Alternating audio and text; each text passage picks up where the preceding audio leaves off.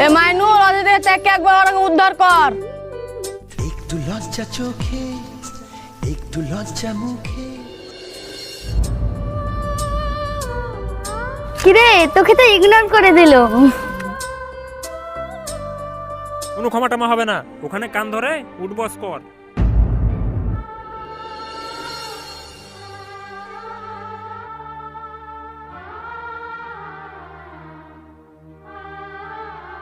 এই চুপ করো সব, এখানে কি নাটক হচ্ছে নাকি যেসব হাসাহাসি করছো? আরে শোন, কাল থেকে যেন দেরি না হয়, যা বেঞ্চে গিয়ে বস।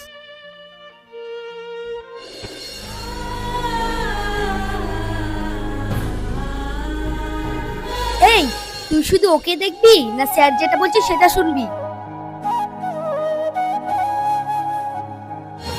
কেন মানাবে না? তুমিও মানুষ আমিও মানুষ। কেন মানাবে না তুমি জানতে চাও?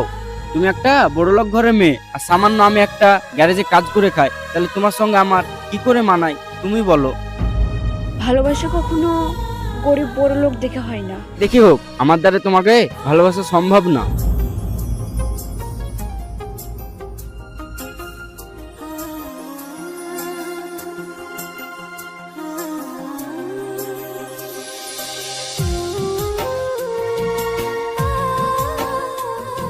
হালিমা, আমি মাইনুলকে অনেক ভালোবেসে ফেলেছি জানিস, তুই যে কোনো একটা ব্যবস্থা করে দে না।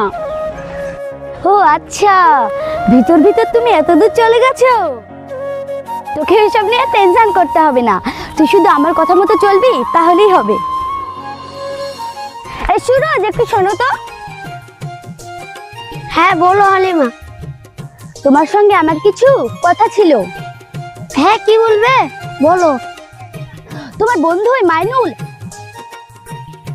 ও আচ্ছা, হ্যাঁ এবার তুমি দেখো সুরজের কামাল। সুমাইয়া, সুমাইয়া, আমি বেঁচে থাকতে তোমার কিচ্ছু হতে দেবো না।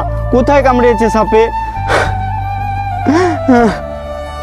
কই, আমাকে তো সাপে কামড়ায়নি। তোমাকে ভালোভাবে ডাকলে তো আর আসবে না, তাই অভিনয়টা করতে বাধ্য হলাম।